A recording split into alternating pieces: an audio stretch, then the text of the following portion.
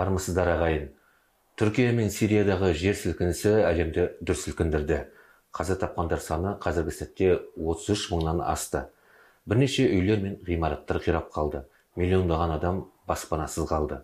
Ауыр шығынға ұшыратқан апат кезінде әлем елдері құтқару жұмыстарының қол ұшын созып, жұмыла көмектесіп жатыр. Қазақстан президенті Қасым-Жомарт Кемелұлы Тоқаев та үкіметке Түркия мемлекетіне көмек жіберуді тапсырды. Зілзала болған күннің ертесіне ақ Қазақстанның төтенше жағдай министрлігінің құтқарушылары да табиғи апат болған аудандарда іздестіру құтқару жұмыстарын жүргізіп, бірнеше тұрғындарды құтқарып жатыр. Бауырлас Түркия еліне Қазақстан азаматтары да қол ұшын беруде. Олардың қатарында еріктілер тобы да бар. Бүгінгі студиямыздың қонағы Қазақстандық Біз біргеміз қоғамдық бірлестігінің еріктілер штабының жетекшісі, Қазақстан Республикасы Кәсіподақтар Федерациясының бас кеңесінің мүшесі, Келешек жастар кеңесінің төрағасы Аян Сәлімгереев зілзала болған аймақты көріп барып келді. Ең алдымен Аянның түсірген бейне сюжетіне назар аударсақ. Достар, қараңыздар. Мынау деген осындай үйлер қандай жермен жексен болған.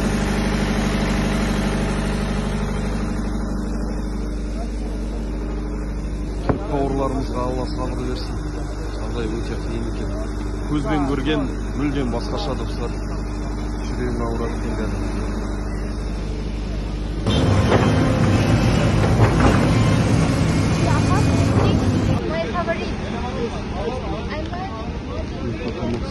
Максиатор темізді продукттар атпен максиатор істесін. Халық құтпасы кездер газа келіп алып, мәзелді осындай қымақтар көріп, жеп жатыр. Азық түлікті тараттық осы жердегі кісілерге. Ben ararım seni sabah gelince. Güle. Мына жердегі бұл кісілердің мына жердегі 3 этажды үйлері 2 этажға айналып кетті. Қоқ болған мына үйлері. 3 этаж болыпты негізі 2 этажға. 1 этажы полностью қоқ болған. Афат қайырымдылық қорының талаптылары кеше Біз біргеміз қоры осы Афат қорына 10 миллион теңге аударған болатын. Қандай иманы мықты кісілер осындай жағдай болып жатырса да далада осы намазын оқып жатыр. Ағайындарымыз өтіп.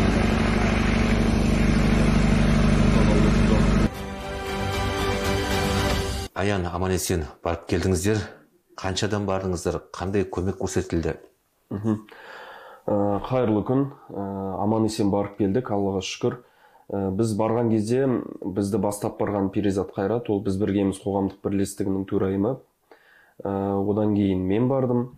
Және де Мұсаева Индира деген біздің Біз біргеміз қоғамдық бірлестігінің волонтері. Және де сол жақта көптеген студенттер, ол яғни Түркияда оқитын біздің өзіміздің қазақ студенттер, қазақ балалар бізге сол жақта үлкен көмегін көрсетті. Солай барып келген жайымыз бар. Қандай көмек көрсетілді? Не алып бардыңыздар? Жалпы Біз біргеміз қоғамдық қорының атынан бірінші 10 миллион теңге Афат қоғамдық қорына, Түркияның Афат қоғамдық қорына аударылды. Және де 2 фура, ол яғни 47 тонна гуманитарлық көмек көрсетілді. Және де қосымша өзіміз сол жерге барғаннан кейін жаңағы болып жатқан аймақты көріп, адамдардың қалай қиналып жатқанын көргеннен кейін біз жаңағы көлігімізге супермаркеттен толтырып продуктыны алып, адамдарды қандай қиналып тұрған адам көреміз, соларға таратамыз. Продукты біткеннен кейін тағы да барып алып, солай бірнеше рейс жасап көмек көрсеткен болатынбыз. Жалпы осындай көмектер көрсетілді. Біз біргеміз.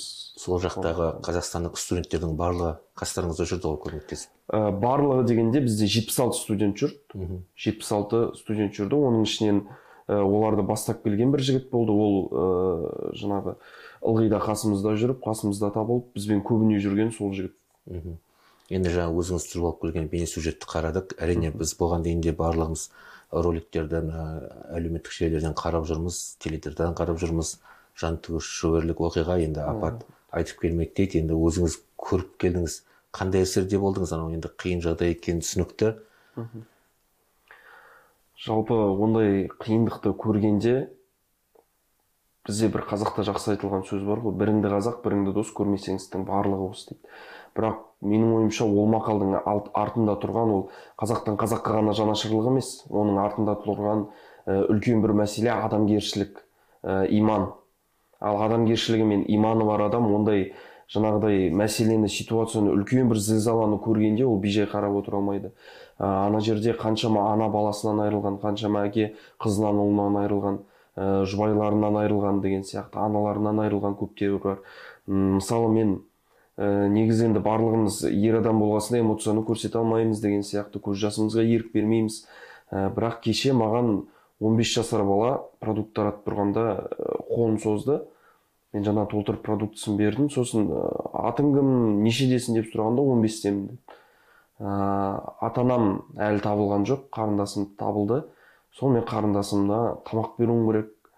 Оны бейжай қалдыра алмаймын деп сөйтіп 15 жасар бала, кішкентай ғана.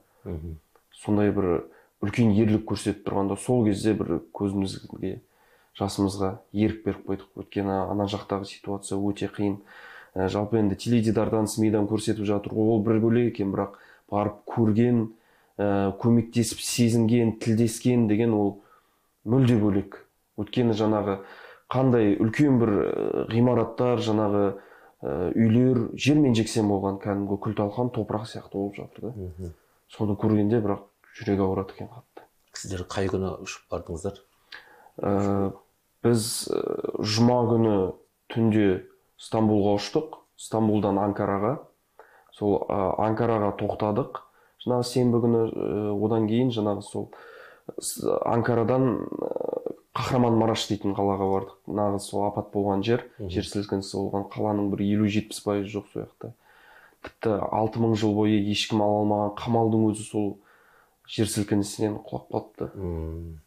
Енді түрік бауырларымыздың ықыластары қандай сіздерге? Жаңа жасөспірімнің лебізін білдіріп жатырсыз, әрине қол ұшын берген барлығымызға да ортағыз. Дегенмен де түрік тілін енді түсіну оңай болмаған шығар. Қастарыңызда аудармашы болды ма? Қасымызда жаңағы студент жігіт, біздің қасымызда болған сол жігіт жақсы аударып отырды. Және де Түркия азаматтарының ішінде Қазақстанда жұмыс істеген жаңағы фура айдаған кісілер бар екен. Олар енді өздері барынша қазақша рахметтерін де айтып жатырды. Жаңа 15 жасар баламен енді түрік пен қазақтың тілі қатты ұқсас болмағанмен, бірақ сөздерді түсінуге болады. Былай айтқанда біз сол түрік бауырларымызбен, ағаларымызбен біраз тілдестік. Олар өздерінің ыстық ықыласын айтты. Менің бір үлкен тәнті болған жерім, өздерінде андай қиын жағдай болып жатса да, мен жаңа бас киім кимей барғанымда, жаңағы апат ортасына бас киімсіз бардым. Сол жерде маған бас киім беріп, ыстық шай беріп, жаңағы тәтті беріп, шоколад беріп, тоңып қалмаңыз, басыңыз тоңып қалмасын деп, сондай бір жүректері кең ақ көңіл халық екен да. Соны көріп мен біраз тәнті болдым. Өздерінде андай апат бола тұра, көмек көрсетуге келген жандарға олар да көмек көрсетіп тұрды. Сосын бір тәнті болғаным, олардың енді қазір үйлері жермен жексен болды, далада тұрып жатыр, бірақ сонда да адамдар жай намазды далаға жайып, намаз оқып жатыр да. Сонда да иманнан айырылмаған мықты халық, түрік халық. Ауа райда енді салқын, ол жерде далада түнеп жатыр ма? Сіздер қайда орналастыңыздар? Палаткаде жайғастыңыздар ма? Бізге палатка болмады, жаңа біз гостиницаға бардық. Біз бірақ Анкара мен Қахраманмараштың екі ортасында жүрдік. Өйткені Қахраманмарашта маркеттер, жаңағы ояқта маркетте де дүкендер істемейді. Біз тамақтың бәрін Анкараға барып салып аламыз, Анкарадан тасып жүрдік. Одан кейін тағы бір жанындағы бір кішкене қалашықтарда дүкендер бар екен, солардан тасып, көлік алдық арендаға, арнайы жаңа ыңғайлы болу үшін.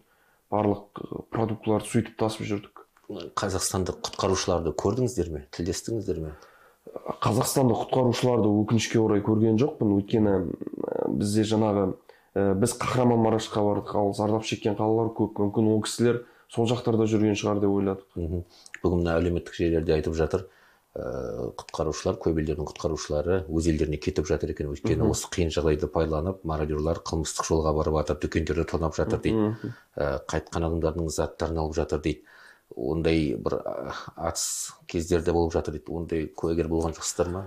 Ондайға куәгер болған жоқпын, бірақ та естігеніміз бар сол жердегі ағайындардан, жаңа түріктерден, түрік бауырларымыздан. Мародерлар мысалға адам енді завалдың астында адам жатыр, қолы шығып тұрады мысалы, немесе бас шығып тұрады кейбір адамдардан, қайтыс болған адамдардың. Мародерлар барып солардың сақинасын, сырғасын, тіпті қолынан бүйтіп суыра алмай жатса, саусағымен бірге кесіп кетіп жатыр. Бірақ үлкен қатыгездік болып жатыр. Бірақ қазіргі таңда жаңағы Түркияның полиция қызметкерлері жақсы жұмыс жасап жатыр, ол мародерларды ұстап, жаңа жалпақ тілмен айтқанда сазайын тарттырып деген сияқты сондай жұмыстар жүргізіп жүр. Басқа елдің де еріктілер тобы жүр ме екен сіздер сияқты? Басқаны көрмедік. Kahramanmaraş'та жаңа біз барған жерде біз өзіміз ғана жүрдік. Ең бастысы қол ұшын беріп аман-есен барып келдіңіздер. Аллаға шүкір. Енді әрине елімізде де тыныштық болсын дейміз. Қазіргі уақытта мына Кәсіподақтар Федерациясының салалық сенім денсаулық сақтау жұмыскерлеріне мүше осы еліміздегі бірнеше дәрігерлер көмек беруге де дайындалып жатыр. Әрине, ол да өте жақсы адамгершіліктің белгісі деп ойлаймыз. Енді үлкен алғысымызды білдіреміз, үлкен ізгілік бір жол жасап келдіңіздер, шын айтқанда. Жастар болып, барып, көріп, тек мұндай жағдай елімізде болмасын дейміз. Сұхбат берген үшін көп рахмет. Амандықта болайық. Құрметті көрермендер, хабарымыз аяқталды. Еліміз тыныш, халқымыз аман болсын. Сау болыңыздар.